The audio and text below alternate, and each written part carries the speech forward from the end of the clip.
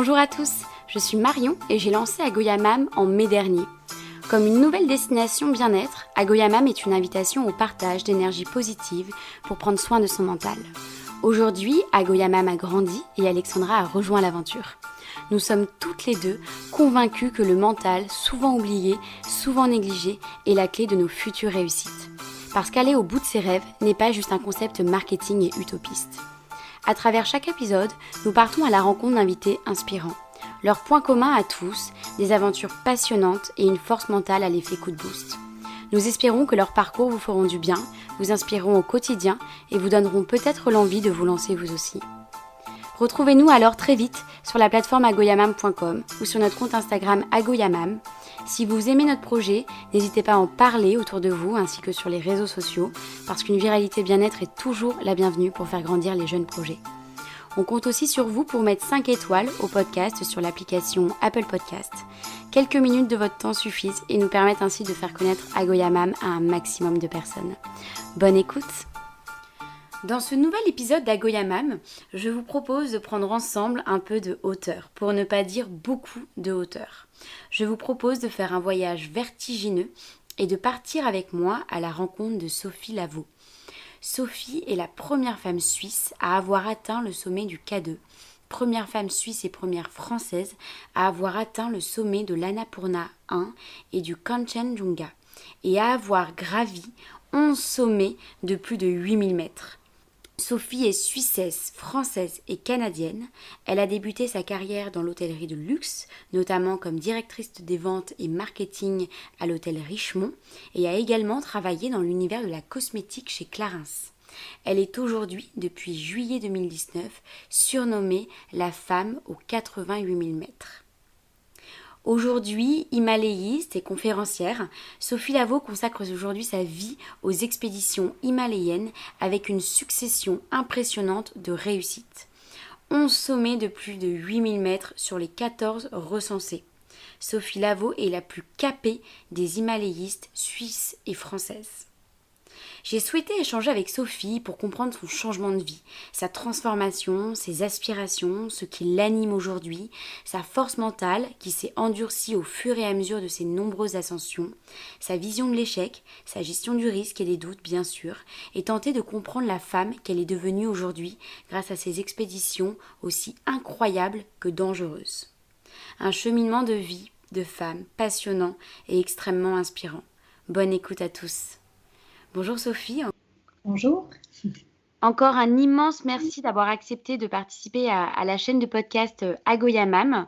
Je voulais savoir si aujourd'hui vous allez bien et si aujourd'hui vous sentiez que vous étiez à la place où vous devez être.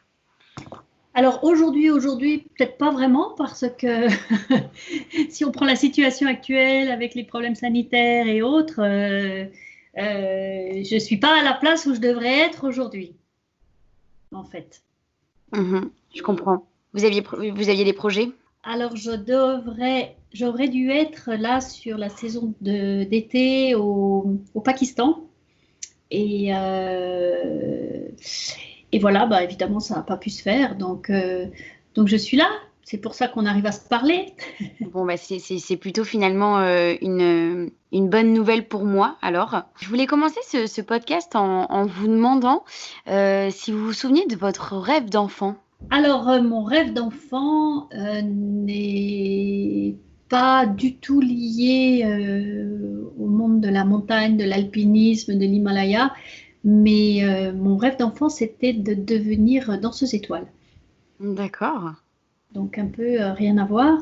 À la nuance près, c'est que donc j'ai fait presque 15 ans de danse classique, de ballet, de façon très intensive. Et je pense que la discipline du corps et ce que demande l'exigence du ballet me rend service aujourd'hui. Par rapport à quels aspects ? Le contexte difficile dans lequel on évolue, en très haute altitude, en montagne, le mental. Le mental, je pense que l'exigence de la danse classique que j'ai pratiquée longtemps et très jeune m'a un peu forgé mon mental. Je comprends, je comprends. Et vous aviez une idole, vous aviez une personne inspirante qui vous donnait envie justement de devenir cette danseuse étoile? Oui, c'était Georges Donne, qui est un danseur étoile et qui a notamment travaillé avec Béjart. Mmh. Et j'avais un poster immense placardé dans ma chambre quand j'étais petite. Très chouette. Et alors maintenant, que vous avez ce recul donc, sur ces années, passées, est-ce que, vous pensez qu'il y a un cheminement logique à tout ce que vous avez, vécu, souhaité vivre, les projets que vous avez, menés à bien et la femme que vous êtes aujourd'hui? Oh oui, je pense, oui. Oui, oui, je pense que c'est vrai que le, le fait de ne pas avoir pu réaliser ce rêve, essentiellement à cause de complications physiques, problèmes de dos et autres, ce renoncement a fait que ben, j'ai dû bifurquer et puis les choix de vie que j'ai faits font que je suis ravie de la vie que j'ai aujourd'hui. Ouais, bien sûr. Et alors, d'où est venue cette envie? En plus, bah, vous aviez un parcours qui était, si je ne dis pas de bêtises, dans les, en entreprise, dans l'industrie du luxe. Et puis, j'ai eu l'impression qu'il y a eu une transformation qui a été, qui s'est finalement opérée. Comment expliquer cette envie, de changement, cette envie de dépassement, de grimper des sommets, finalement de grimper des sommets toujours plus haut? C'est pas, je me suis réveillée un matin en me disant, bah, tiens, si je faisais ça. C'est vraiment c'est un long parcours, c'est un long chemin. C'est effectivement donc une carrière classique hein, en entreprise entre l'hôtellerie, ensuite la cosmétique, puis la finance. Hein, il me manque, on va dire, le chocolat et les montres hein, pour faire le tour des industries suisses. C'est vraiment un long chemin.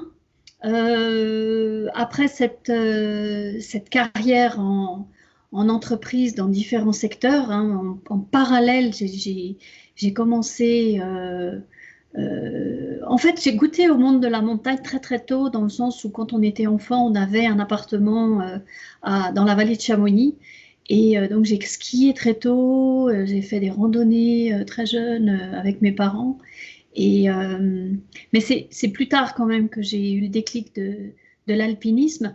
Et pendant des années, donc j'ai travaillé et pratiqué la montagne en amateur, hein, comme Mmh. passion, comme moteur de loisirs, avec un Mont Blanc que j'ai gravi en 2004 sur un pari. Et ça a quand même été le facteur déclenchant de ce que je pourrais appeler ce goût de l'altitude. Parce que très vite, j'ai été attirée par ces objectifs d'altitude. Donc, c'est vrai que les 4000 des Alpes ne m'ont plus suffi et j'ai commencé à voyager et c'était un peu mon moteur de vacances avec un objectif d'atteindre un sommet toujours un petit peu plus haut, donc 5000 mètres, 6000 mètres, 7000 mètres.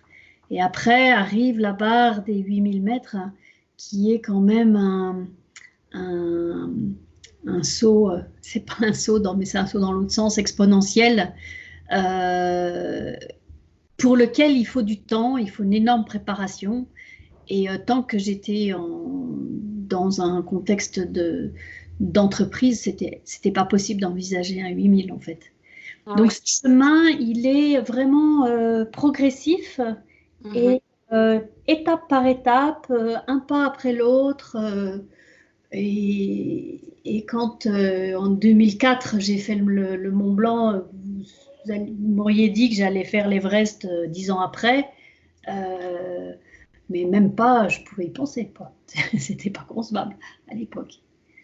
Parce que du coup, il y a eu quand même un je comprends le cheminement qui s'est fait, progressivement, mais cette envie de toujours plus, de grimper des sommets toujours plus haut, il y a pas eu un déclic particulier? C'était vraiment, au fur et à mesure de ces expéditions, vous aviez envie d'aller plus loin?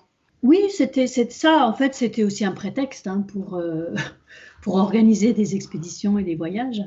Donc, et c'est vrai que prendre une altitude supérieure un petit peu à chaque fois, chaque ascension de toute façon est unique. Et je pense qu'on peut aller 10 fois au Mont Blanc et à 10 fois ce sera une expérience différente.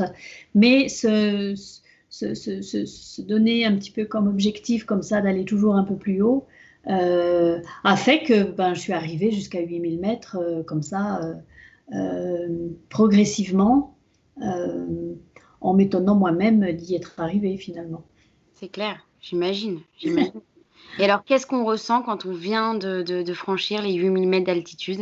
Alors, ce qu'on ressent, d'abord, on est en pleine hypoxie, donc il y a déjà quand même cet effet et cet état un peu léthargique. L'hypoxie, c'est le manque d'oxygène qui rend le corps et qui rend ce côté un peu extrême dans le sens où le manque d'oxygène altère énormément les capacités à la fois de progression, de réflexion.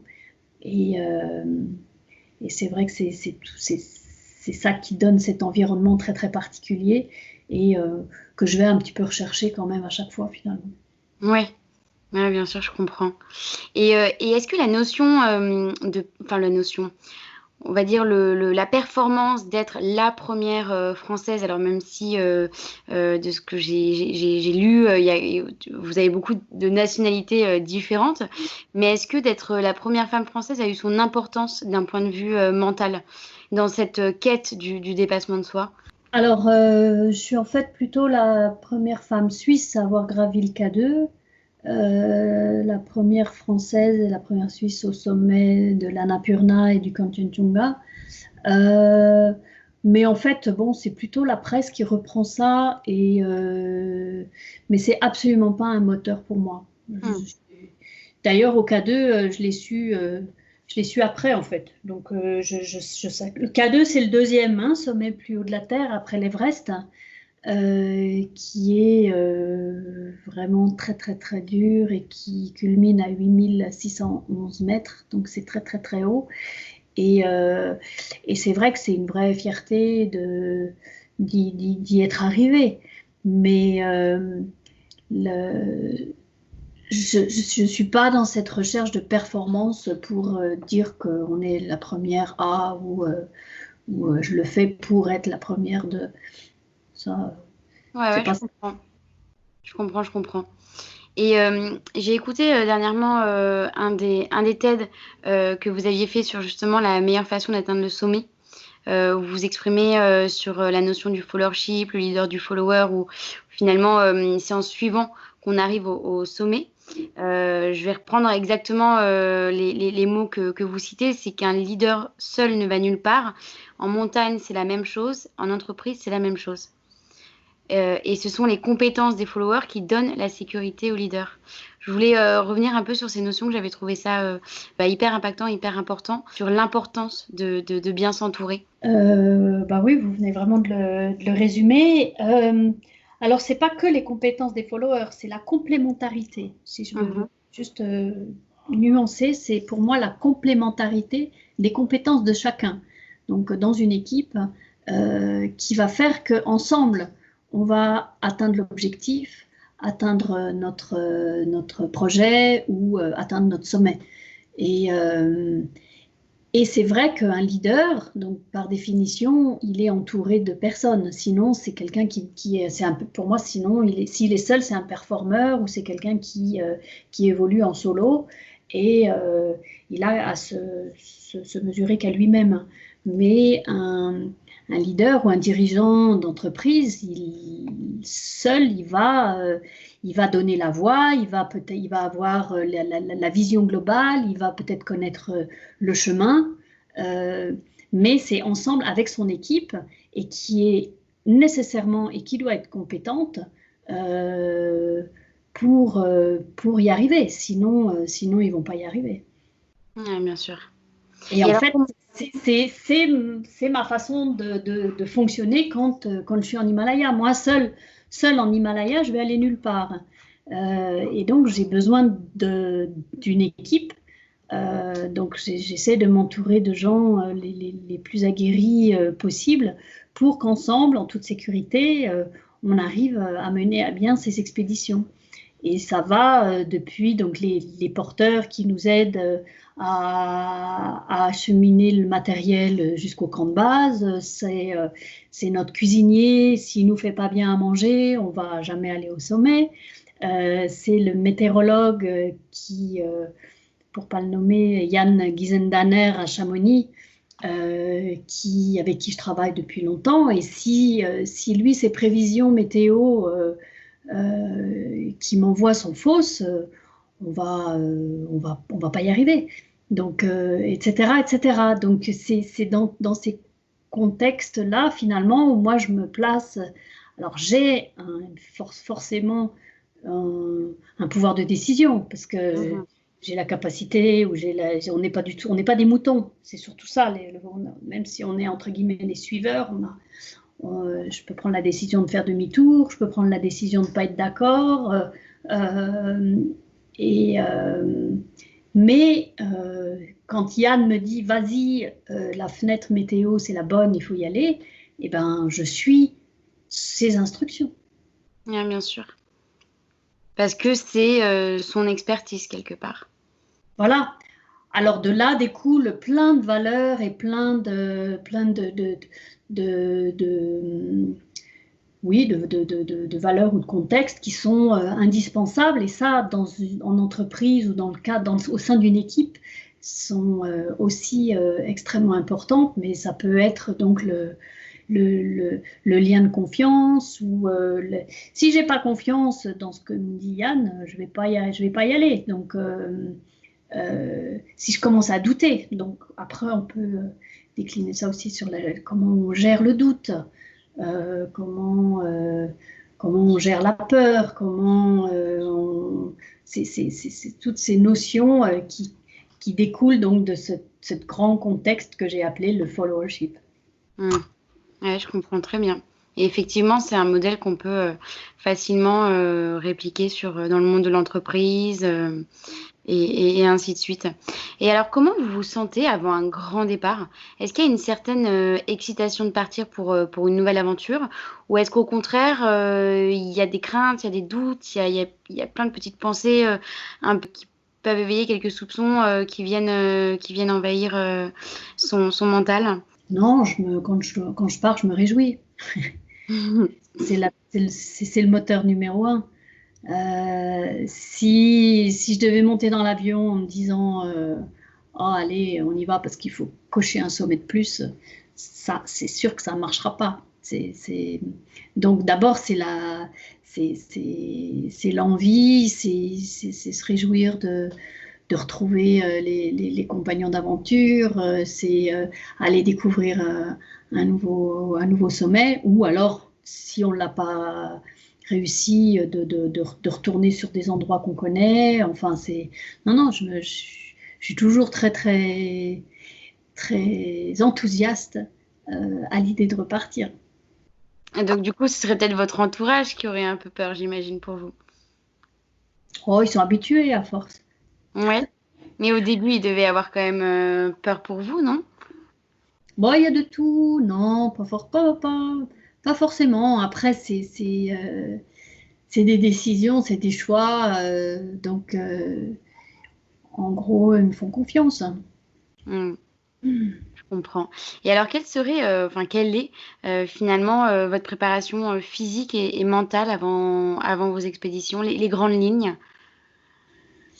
Oh, c'est beaucoup de choses. En fait, c'est pour ça que depuis 2016, je me consacre pleinement à ce projet, parce que ça ne peut pas être fait comme ça soit entre deux jobs, soit entre deux autres projets ou autres. C'est pas possible. Donc, c'est vraiment du plein temps. Et il y a d'abord, faut comprendre que quand les années sont normales, pas comme 2020, mais une année normale, j'essaie de partir sur les 3 saisons classiques d'expédition et d'ascension, qui sont le printemps, l'été et l'automne. Le printemps et l'automne au Népal et l'été au Pakistan. Donc, ça me fait pratiquement 6 mois, enfin la moitié de l'année où je suis pas là. Donc, c'est extrêmement exigeant pour le corps. Donc, avant de parler de préparation de mentale et autres, d'abord, il y a toute la phase de récupération qui est absolument essentielle avant de redémarrer quoi que ce soit. Et puis après, donc, c'est toute la préparation physique, donc avec un entraînement assez exigeant, une nourriture exigeante, la, la préparation mentale pas tant, parce que je pense que l'expérience fait que maintenant je sais exactement, je me connais très très bien, je sais ce qu'il faut faire, je sais ce qu'il faut emmener, je sais... donc le mental, finalement c'est le moteur, c'est l'envie. Et puis voilà, puis après il faut remonter un dossier, il faut retrouver des fonds, il faut trouver des sponsors. Donc j'ai des sponsors qui me suivent depuis le début du projet, mais à chaque fois ça change quand même. Donc ça c'est un gros parti du job. Et, et voilà, jusqu'au printemps où normalement je repars à la mi-mars pour les nouvelles aventures de l'année. Ouais, je comprends. Mais justement, je voulais revenir. Donc, comme vous disiez, vous vous connaissez très bien. Mais au cours du parcours, j'imagine qu'il y a des moments forcément plus difficiles que d'autres. Quelles sont les failles où tu sais que tu peux faiblir et vous faites en sorte de justement les anticiper? Est-ce qu'il n'y a pas des exercices donc j'ai interviewé quelques sportifs, notamment dans les ultra-trails. Ils me parlaient souvent d'exercices de visualisation mentale pour éviter les moments où ils pouvaient subir des failles psychologiques. Non, alors j'ai pas d'exercice particulier de préparation comme ça. Il y a une chose qu'il faut comprendre, c'est qu'en fait, de nouveau, hein, on est dans ce monde très très particulier qui est l'hypoxie et qui altère énormément la capacité de réflexion et la capacité mentale et physique. Donc, en fait, j'ai constaté sur plusieurs expéditions, donc, et avec l'expérience, c'est qu'on n'a pas vraiment cette capacité de réflexion. Et en fait, l'idée, c'est vraiment... donc, je me mets un petit peu en mode je réfléchis pas. Et c'est un pied devant l'autre. C'est le halo de la lumière de la frontale. Parce que souvent on progresse de nuit sur les jours, enfin ce qu'on appelle les summit push, donc du dernier camp d'altitude jusqu'au sommet. Et pour des heures et des heures, hein, on part, on sait en général à quelle heure on part, on ne sait jamais à quelle heure on va redescendre. Donc voilà, c'est vraiment, et puis essayer de gérer la fatigue pour garder l'énergie pour la descente. Alors, comment on gère la fatigue, justement? Comment on gère les dépenses énergétiques du corps? Bah de nouveau, je pense qu'enfin, moi en ce qui me concerne, c'est l'expérience des ascensions et le cumul des expéditions. J'ai quand même fait 17 expéditions au total où je sais, maintenant je sais... Je sais quand la fatigue me gagne, où il faut que je fasse une pause, où il faut que je boive quelque chose, où il faut que je prenne l'énergie, il faut que je prenne le temps de m'arrêter, de retirer mon sac à dos, d'ouvrir le sac à dos, de prendre le temps d'ouvrir une gourde, de boire quelque chose ou un thermos et autres, de manger quelque chose et puis de repartir. Rien que ça, c'est une énorme énergie. Donc, mais voilà. Ouais, je comprends. Et il y a des moments, alors au-delà de cette gestion du corps et de cette dépense énergétique, est-ce que il y a des moments où, et j'imagine qu'il y en a, où vous vous sentez totalement apaisé, connecté avec vous-même et vous êtes juste bien parce que j'imagine que c'est une sensation que vous ressentez. Et est-ce que l'altitude, quand vous parliez justement d'altérer les sens, d'altérer la perception, la réflexion, etc., est-ce que c'est vraiment quelque chose aussi vers laquelle vous allez volontairement avec ce genre d'expédition?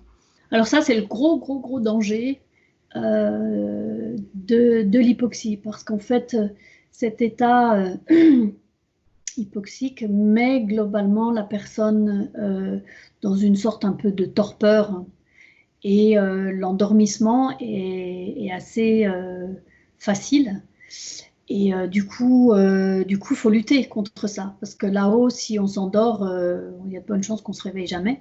Donc, il faut être très vigilant par rapport à ça et vraiment tenter de garder l'éveil. C'est pour ça qu'on progresse souvent à deux. Enfin, moi, c'est toujours à deux, donc avec un Sherpa avec qui je travaille, qui s'appelle Dawa Sangye Sherpa. Donc, c'est aussi par rapport à la sécurité. Ça permet de se contrôler l'un l'autre, de checker si les sens sont OK, pour éviter des signes de mal aigu des montagnes. Donc voilà, ça fait partie de la sécurité à avoir. Donc le bien-être et la plénitude, alors non, surtout pas, parce que c'est mauvais signe. Si on est là-haut et qu'on est trop bien, c'est qu'il y a un truc qui cloche quand même. Il faut vraiment avoir les sens en éveil le plus possible, profiter du sommet tant qu'on peut, et ça reste quand même que quelques minutes avant d'envisager la descente, parce que quand on est au sommet, on n'a fait que la moitié du chemin, ça faut jamais. Bien sûr, ouais. Et alors, qu'est-ce que vous préférez, la montée ou la descente? Oh, la montée est quand même ce qui est toujours le plus intéressant, mais qui demande énormément d'efforts. Et après, il y a le bonheur du sommet. Et puis la descente, il faut être très vigilant, parce que justement, souvent, on a tout donné à la montée. Et c'est là où il y a quand même beaucoup plus d'accidents à la descente. Il y a une sorte de relâchement. Souvent, c'est la journée, donc la neige est transformée, donc la progression est plus difficile. Il y a plein de facteurs qui font que la descente, il ne faut absolument pas la négliger, même si souvent le temps de descente est divisé par je sais pas, par 4, par 5, en tout cas par rapport au temps de montée. Oui, bien sûr. Et vous avez dû parfois, il me semble, rebrousser chemin suite aux conditions climatiques. Je pense notamment au sommet du Kachenjunga, si je le prononce assez bien, qui vous a résisté 2 fois. Comment accepter le fait de renoncer? Comment justement gérer le risque dans ces moments-là? Oui, donc, bon, ça fait partie toujours de ce contexte un peu de sécurité, et sans négliger le côté hypoxique par rapport à la réflexion et la prise de décision. Donc, ce qui s'est passé au Kanchenjunga, donc la première année, j'ai dû faire demi-tour à 8200 mètres pour des raisons techniques. Et la deuxième année, pareil, j'ai fait demi-tour à 8455. Le sommet est à 8585. Donc 130 mètres sous le sommet. Et mais comme je dis, je suis très contente d'être là pour vous raconter l'histoire, finalement. Et d'être là. Oui, alors on est vraiment dans la prise de décision et l'apprentissage du renoncement. Donc le renoncement fait partie des décisions majeures, notamment aussi dans le cadre du followership. Il faut savoir renoncer. Alors il y a des décisions où ce sont des facteurs extérieurs qui vous font abandonner ou renoncer, comme on a eu par exemple en 2016 avec François Damilano sur les pentes du K2, où on a une avalanche qui a balayé un de nos camps d'altitude et qui a emporté tout notre matériel. Donc c'est ce qui nous a vraiment mis dans l'incapacité donc de continuer. Donc ça, c'est des contextes qui sont vraiment extrêmement frustrants. Euh, alors, notre entourage et tout le monde nous dit: ah, mais c'est génial, vous étiez pas dans l'avalanche, quelle chance, vous avez survécu, c'est super. Mais non, pour nous, c'est pas super en fait, parce qu'on n'a pas atteint notre objectif. Ouais, bien sûr. Il Ah, faut, c'est il faut frustrant, ouais. être dans cette acceptation et, finalement, c'est pas toujours nous qui décidons. Et là, dans ce contexte-là, c'est la montagne qui décide pour nous. Donc, c'est du renoncement et c'est de l'acceptation. Mm. Ah ouais, je comprends. Parce que c'est vrai qu'il peut y avoir certaines frustrations derrière, surtout quand on est si près quelque part un peu du but. Ouais, ouais, ouais. Et est-ce que... Après, il faut vraiment retrouver, se remotiver, remonter le projet, etc. pour repartir. Donc, ça aussi, ce sont des facteurs qui sont intéressants à analyser après et à gérer. Ouais, bien sûr. Non, non, mais faut l'accepter, un peu la résilience. Et est-ce que parfois vous pensez que vous avez pris certains risques qui auraient pu être dramatiques, mais qui finalement vous avez réussi à maîtriser? Pas souvent, mais je vais prendre comme exemple le sommet du Gasherbrum 1 au Pakistan l'été dernier, où on était au sommet dans un banc de... on a été un peu piégé par le brouillard. Mhm. Et le brouillard, c'est du brouillard, quoi. On ne voit plus à 1 mètre. Et il faut comprendre que ces sommets, c'est presque des massifs à eux-mêmes, tellement ces montagnes sont gigantesques.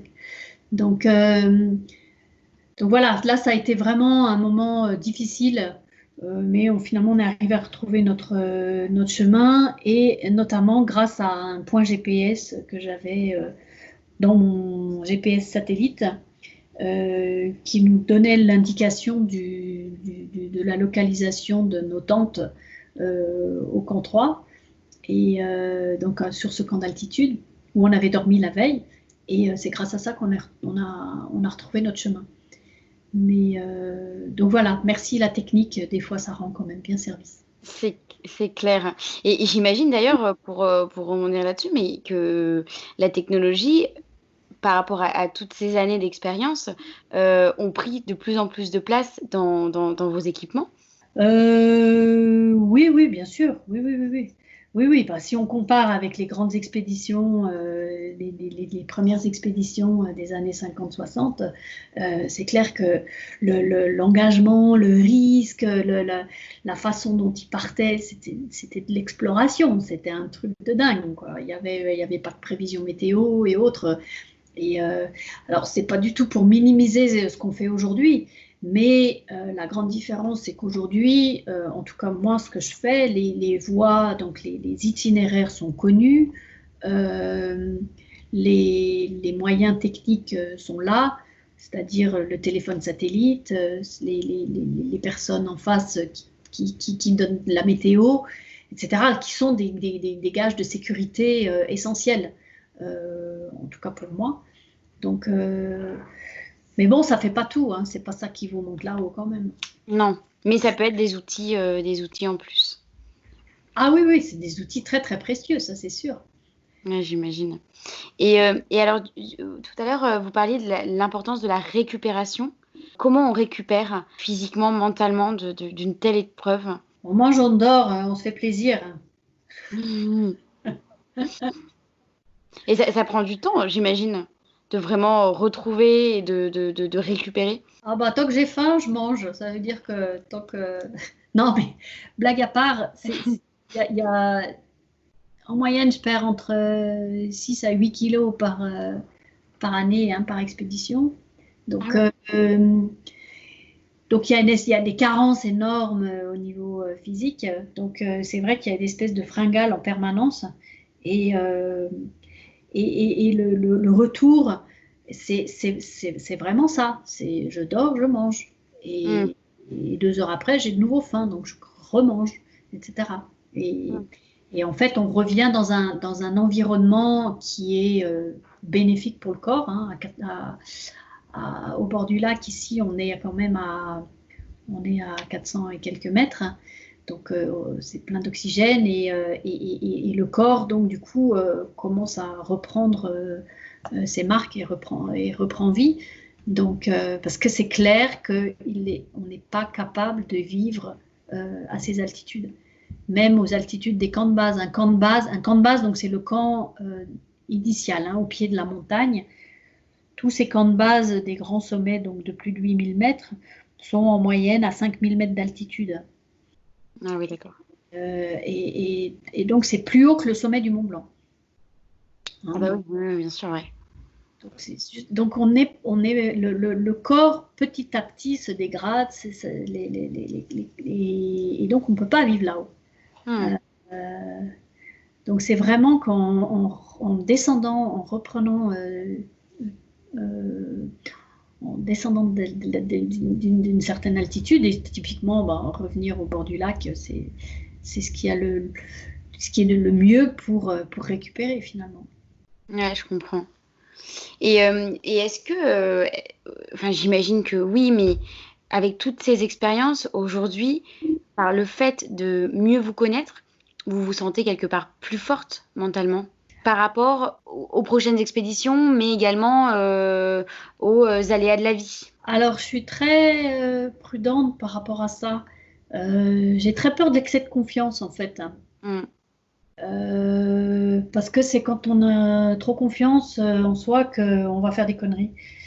Donc, je suis très, très vigilante pour ça. Et je pense qu'on a de toute façon, comme je disais tout à l'heure, je pense que chaque ascension, chaque expédition, chaque sommet est unique. Et du coup, faut aborder ces sommets comme, pas comme si c'était le premier, mais en restant vraiment très, très humble, parce que la montagne, elle est de toute façon plus forte que nous. Donc, voilà, alors l'expérience va aider dans la logistique, dans la préparation du matériel, tout ça, la façon d'évoluer sur la montagne, parce qu'effectivement, ça. Mais par rapport à la réussite en tant que telle, tant que moi, j'ai pas les deux pieds au sommet et puis même je suis redescendue au camp de base, je peux être en échec. Donc, je peux douter et donc, il faut rester. On est vraiment des tout petites fourmis, on n'est rien du tout là-haut. Donc, il ne faut jamais l'oublier. Ouais, je comprends. Et si vous deviez retenir une seule ascension dans tout votre parcours, il y en aurait une en particulier et pourquoi? Oh, c'est dur, hein, j'imagine. Oui, parce que de nouveau, c'est des histoires et des aventures à chaque fois uniques. Le K2 pour la performance, c'est quand même absolument mythique de fouler le sommet du K2. L'Everest reste quand même un symbole extraordinaire parce que c'est quand même le toit du monde et savoir qu'on est comme ça sur le point culminant de la planète, c'est toujours une émotion extraordinaire. Voilà, l'Annapurna, parce que c'est le premier 8000 qui a été conquis par Maurice Herzog et Lachenal. Donc, donc d'un point de vue historique, c'est très valorisant. Voilà, chacun, je pense qu'on peut trouver une petite phrase comme ça qui en fait sa spécificité. Et une anecdote particulière, justement, sur une de vos expéditions qu'aujourd'hui, là, en ce jour, en ce mois de juillet, elle vous revient, là, lors de cette interview? Oh, j'en ai plein des histoires, hein. J'en ai plein. Et celle que vous adorez raconter? Oh, Dur, hein? Ouais, alors une qui a quand même été très très éprouvante et puis qui nous a beaucoup marqué quand on l'a vécu, c'est quand même cette avalanche sur les pentes du K2. parce qu'il ne faut quand même pas se tromper. Si l'avalanche n'avait pas pris le couloir en parallèle de celui où nous étions, je ne serais plus là pour vous raconter cette histoire de nouveau, hein. Donc, et on a reçu le souffle. Alors, quand il y a des grosses avalanches, donc ça dégage un souffle. Et on a donc été complètement recouvert de neige et avec comme un vent extrêmement violent. Et il y a quelques secondes comme ça qui passent où nous, on était dans nos petites tentes, on a une sensation d'être piégé. C'est terrifiant. Ouais, j'imagine. Là, on doit vraiment se sentir comme une petite fourmi, quoi.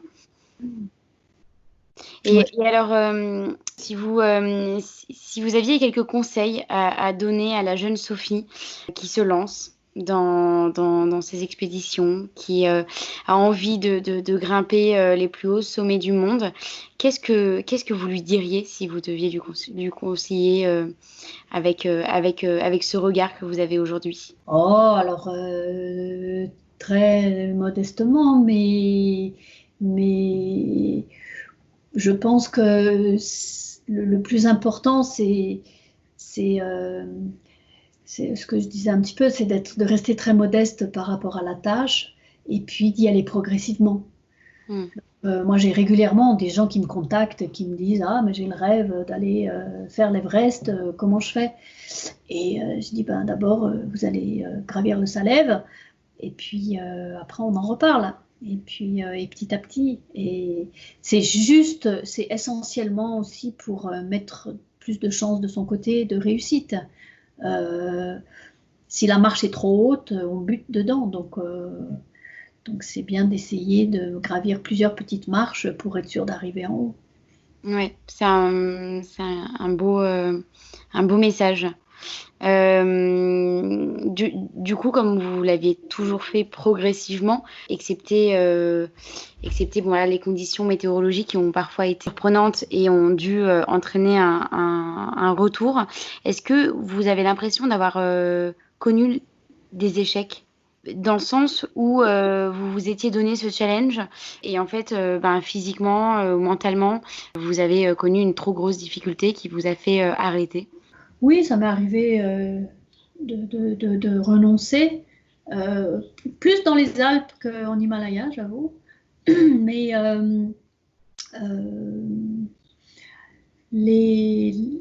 alors c'est vrai qu'il faut distinguer donc ces demi-tours, hein. Contraints par rapport à des logistiques ou par rapport à des problèmes météo ou des problèmes physiques. Vraiment, moi, une incapacité de continuer parce que je suis épuisée, parce que je ne peux plus, parce que physiquement, je ne suis plus capable. J'ai jamais rencontré ça finalement. La décision de demi-tour au Kanchenjunga ou au K2, ou sinon il y a encore eu l'expérience du tremblement de terre de 2015 au Népal, sont souvent quand même des facteurs externes qui nous donnent l'impossibilité de continuer et qui est quand même psychologiquement différent à accepter, c'est clair. Ouais, je comprends. En tout cas, un grand merci Sophie. On arrive à la fin du podcast. Si vous aviez un message à donner, alors j'aime bien le message précédent où vous parliez des petits pas, mais si vous auriez un autre message à faire passer à la communauté Agoya Mam, donc je rappelle, c'est vraiment l'idée de prendre soin de soi, de prendre soin de son mental pour aller bien, pour aller mieux, pour aller au-delà des craintes et des doutes qui nous empêchent parfois d'oser et de se dépasser. Quel serait ce message, Sophie? Oh, je l'ai évoqué déjà, mais le moteur majeur, c'est d'essayer de faire ce qu'on aime et de réaliser ses rêves, ou se donner les moyens de réaliser ses rêves. Parce qu'un rêve qui reste dans la tête n'est pas forcément épanouissant. Donc, en revanche, c'est pas de la chance.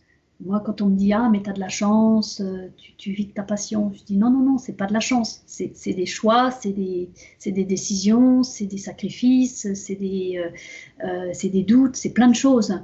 Mais la satisfaction que ça procure est tellement immense, j'ai envie de dire, que ça vaut la peine de sauter le pas, même s'il est tout petit au début, pour aller dans le sens de réaliser son rêve, et quel qu'il soit. Hein. Il n'y a pas besoin d'aller au sommet de l'Everest ou au sommet du K2 pour se faire plaisir. Hein. Dans n'importe quel domaine, ça s'applique. Donc voilà, c'est comme ça que je partagerai le bien-être que peut procurer une passion. Super. Merci, c'est un très beau message et je pense que je pouvais pas rêver mieux pour clôturer ce podcast. Encore un grand, grand merci, Sophie. J'espère que... Merci. Et puis j'espère que vos prochains projets ne seront que partie remise et que la situation va s'arranger. Peut-être qu'il y aura quelque chose de faisable sur la saison d'automne. Je ne sais pas. On va voir. On croise les doigts. Merci beaucoup, Sophie. Merci, Marion. J'espère que ce nouvel épisode d'Agoyamam vous a plu. Merci beaucoup à vous de nous écouter, d'être à chaque fois de plus en plus nombreux. Si vous aimez notre projet, n'hésitez pas à en parler autour de vous et à nous partager votre ressenti. Retrouvez-nous sur la plateforme agoyamam.com ou sur notre compte Instagram Agoyamam pour ne rater aucune bonne énergie. Et nous espérons que toutes ces bonnes ondes vous permettront d'accomplir au mieux vos projets pro, mais aussi perso, et surtout vous fileront un sacré coup de boost. À très vite.